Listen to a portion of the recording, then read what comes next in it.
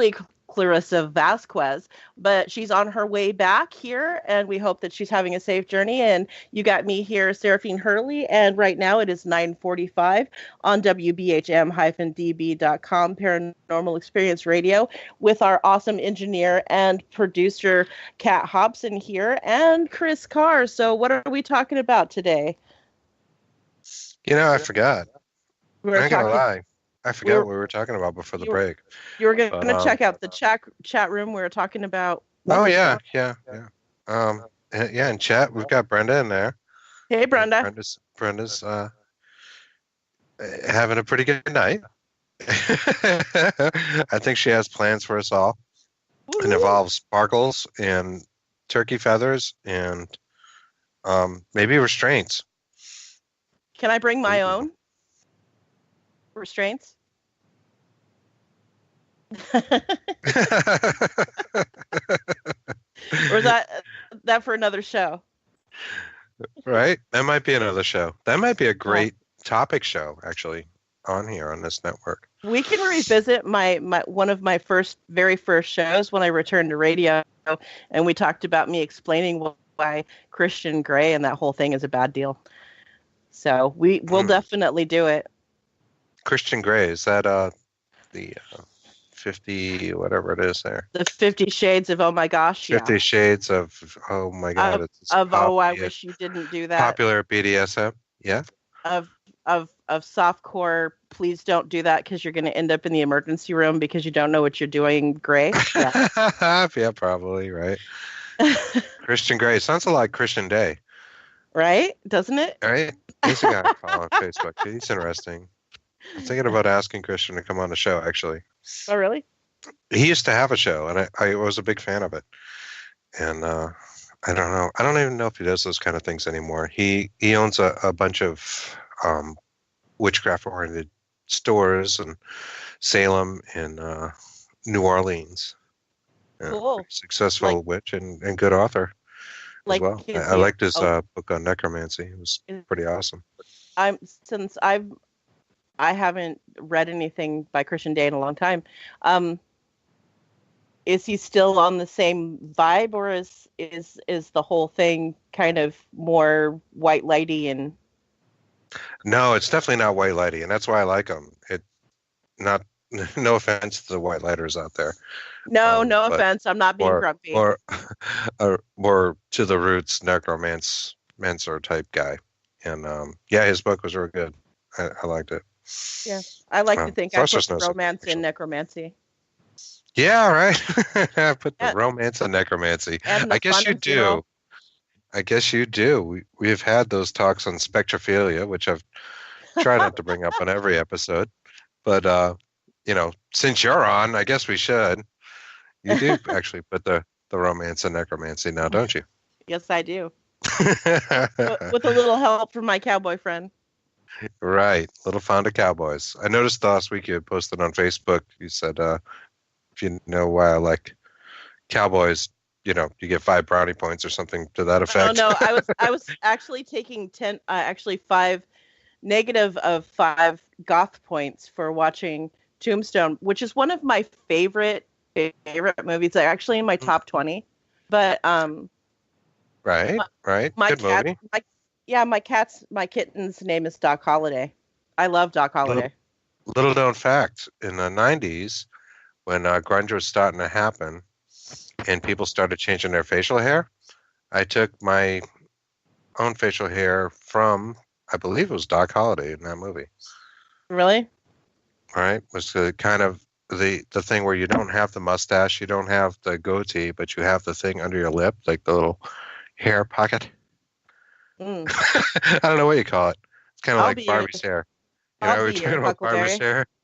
I'll be Huckleberry. It kind of like sticks out kind of under your lip, but you don't have hair anywhere else on your face. It's kind of like that nod to the almost the musketeer thing going on, but it's like right there. Like it's more than a soul patch, but not quite the questionable soul patch. That's what they ended up calling it. But you know what? At the time I had it, they didn't have a name for it, and I got it from Doc Holliday. So there you go. My Tombstone story. And That's right. They ended up calling that a soul patch, didn't they? I've always loved cowboy movies since I was a little girl, and I don't know why that is. And I just think there's just something so romantic about manly men doing manly things, and there's always the ladies going, "Oh my gosh," and whatever. But then you've got the BA type woman character behind the bar, or whatever. You got Miss Kitty, and you've got um like some of the characters that some of the other well-known actresses of their day played that were a little more, you know, gruff around the edges, but still soft enough to soften any gunfight that might happen in the saloon or outdoors somewhere. But I just love the romance of it and whatever. And it has nothing to do with my what I refer to as the cowboy because I don't know what else to call him. I don't know what his name is. I just know that he wears boots because I felt them. Right, right. And a duster because I saw it and I felt it. You felt a few things. Definitely. Right? You could identify him in a lineup? It would have to be like a hands-on kind of thing. I don't know if they do that.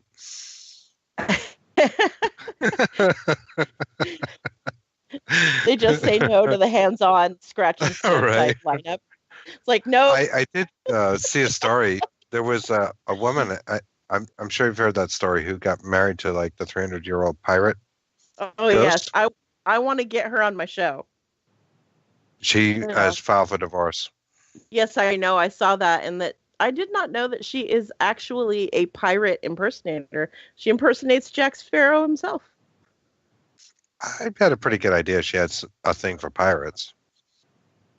Yeah, but when you think about it, in the long and the short of it, historically, dating or having anything to do with anybody who's been on the sea for that long and having them come home and that whole 9 yards is kind of like scurvy me timbers. Like, yeah. Scurvy me timbers. I don't know that there is enough Listerine in the world for me to want to take that, Alex. Not even for $500. Because that can you imagine how they smell and everything else? Because they've been on a ship for months, literally for months, and then they hit port, and whatever else happens with the loading and unloading of the boats, and then they go back out or they just stay in. And it's like some of these guys barely bathe unless they drop themselves into the ocean. So I don't think bathing was a big thing at all. And I'm not even sure the pirate ships were equipped with such luxurious items as a shower or bathtub. No, unless you were the captain or like one of the lieutenants or first mate. Then there was a kind of bathtub that the cook would fill for you. But other than that, you would be dipping your nib in the ocean, taking your chances. Dipping your nib, eh? Dipping your nib in the ocean, yes. Because there's no women on the ship. That's bad luck. Right, right. There's a good story about a woman who did work as a pirate and had married a pirate captain and divorced him and then on. Do you know that story? I watched a documentary on it once. Oh, you go on, Chris. Talk about it. No. No, talk about it. I'm drawing blanks, but she went on to like great things, and I think she was eventually caught and executed, and that was kind of sad. But she was a legendary pirate, and other people on the boat thought she was a guy for the most part. So she was kind of like an undercover pirate, if you will. Undercover pirate.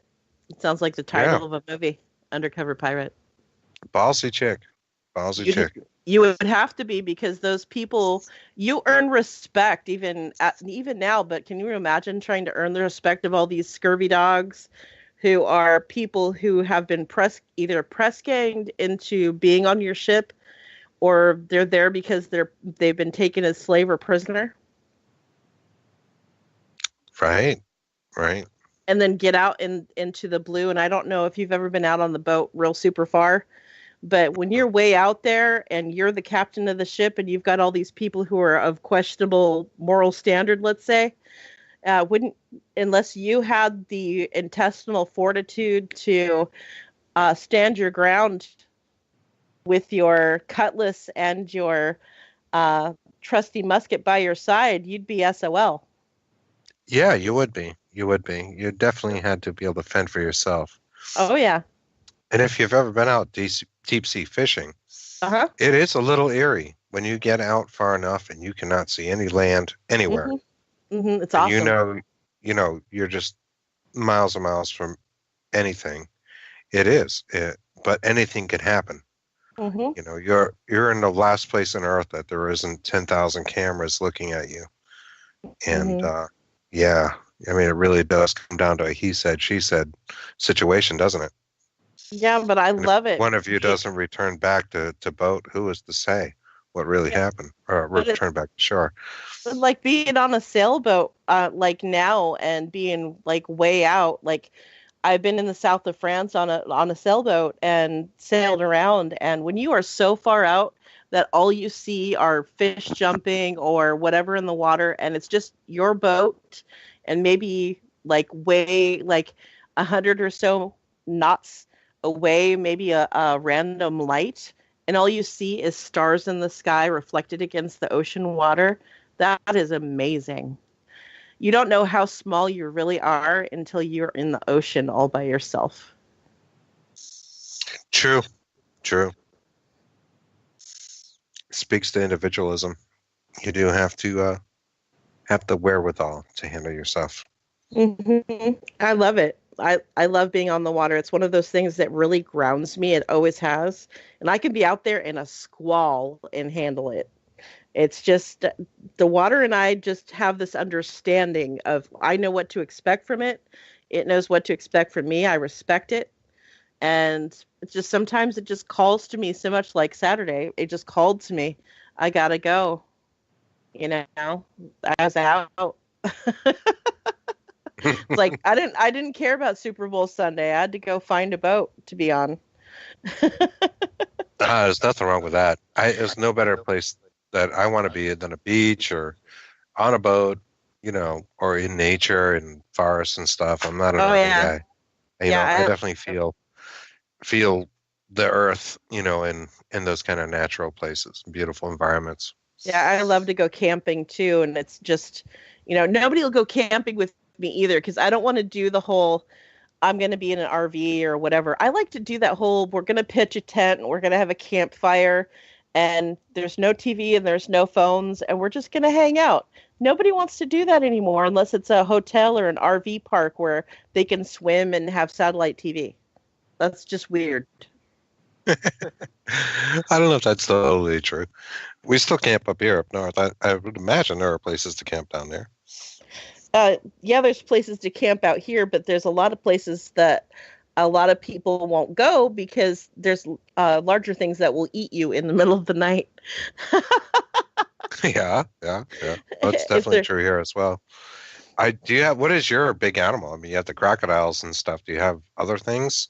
Do people oh camp out in, like the swampy areas where they could yeah, encounter crocodiles and uh, alligators? Or alligators and mostly gators and iguanas and I don't know if you know this, but people were starting to let loose boa constrictors, and so we've got boa constrictors that are bloody humongous that they actually have open tag on once every few years to try to limit the population of them because people would get them as exotic pets and then let them go. let them go. Uh, Yeah. There's a show yeah. dedicated to that. I'm pretty sure there's a task force, at least in one area of Florida, where they're like the snake police and they go around just killing the snakes, and that's what they do. Yeah, they're called Too many animal control. friggin' snakes. Yeah, but I think they gave them a better name because they're on TV. Right? Super animal control, something like that. Yeah, but we've got some crazy, crazy stuff out here because it's the Everglades and we are in the subtropics here in the Gulf Coast of Florida. But since we are just seconds from the top of the hour, I will remind you, Chris, gently that we do